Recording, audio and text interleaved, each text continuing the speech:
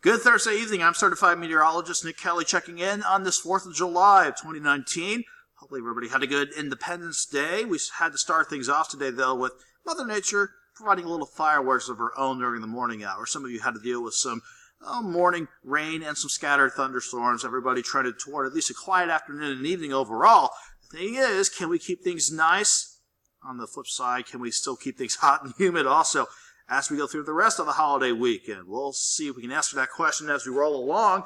We'll start things off with where we've been throughout the course of the day. The look from indigo sky outside of Seneca, Missouri showed quite a bit of cloud cover to start the day, but none of that cloud cover yielded any rain, so we kept things quiet over the casino grounds, and eventually that led to partly sunny skies and even a little mostly sunny sky right up until sunset from that vantage point in southwestern Missouri and also northeastern Oklahoma. 7th range line, the east side of the city at 10:55, showing still some traffic out there as people make their way back home after celebrating our Independence Day, and some fireworks still going off in the distance there.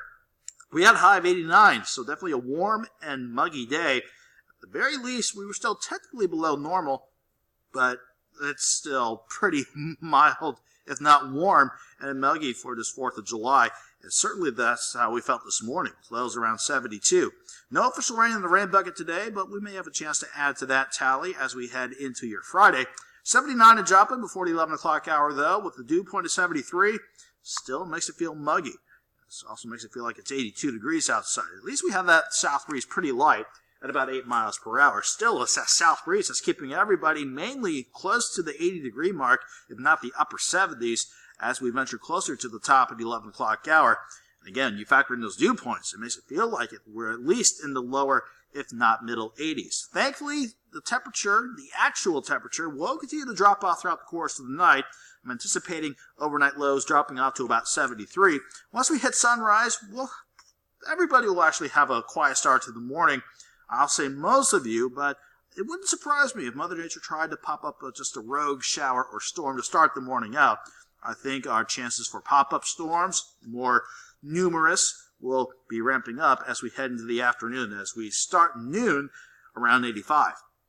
Skywatch Storm Tracker, just before the 11 o'clock hour on this late Thursday night, has us quiet for pretty much all of the four-state area.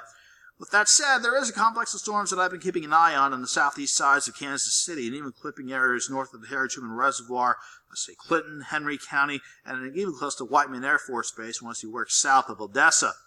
That is primarily where the thunderstorm chances tonight are going to stay. So it wouldn't surprise me if we had a rogue shower try to clip our far northern counties from that. In general, though, we'll stay quiet tonight like we've been staying quiet throughout the course of the afternoon and evening. Any thunderstorms in the four-state region, mainly along the Mississippi River and going back down into southeast Arkansas. The better shot for organized strong to severe storms, though, this afternoon and evening, we're out in Colorado, Nebraska, Wyoming, and even parts of South Dakota. All those bigger storms are going to continue to stay along that parked stationary front well to the northwest of us. And on top of that, the jet stream is going to continue to make sure that those storms stay away from us. With that said, in the upper levels, we have this upper low in the Pacific Northwest that helped trigger those storms out west, and that's the upper level wave that'll quickly graze us as we head into your Friday. So with that interacting with the heat, humidity, and instability that we'll have for your Friday afternoon, that's what could spark some random afternoon pop-up thunderstorms once again. For the rest of the overnight, though, we'll continue with partly cloudy skies. Any thunderstorms around the Kansas City metro should mainly stay away from us, so we're looking at a quiet overnight overall, with overnight lows dropping off into the lower to middle 70s.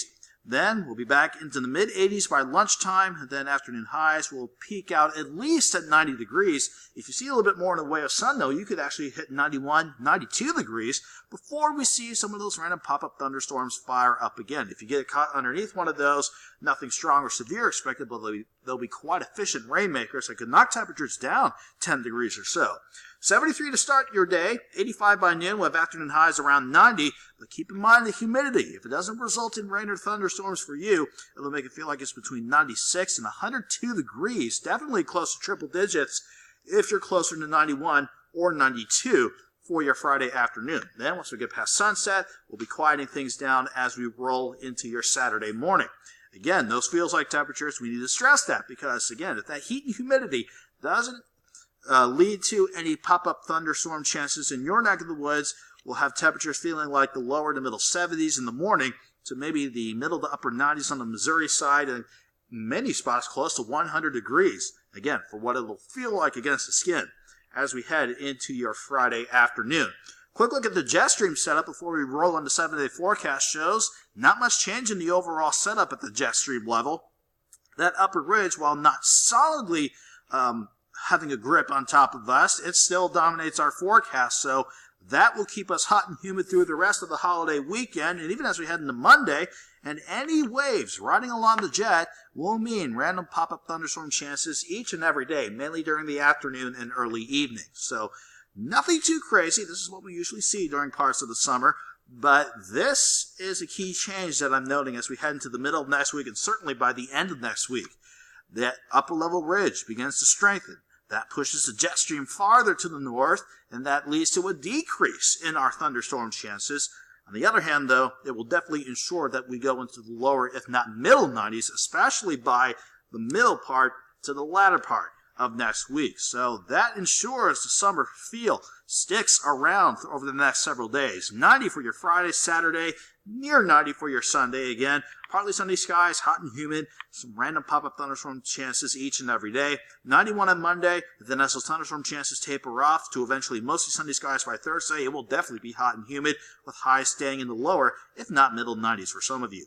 Have a good night. Have a great Friday.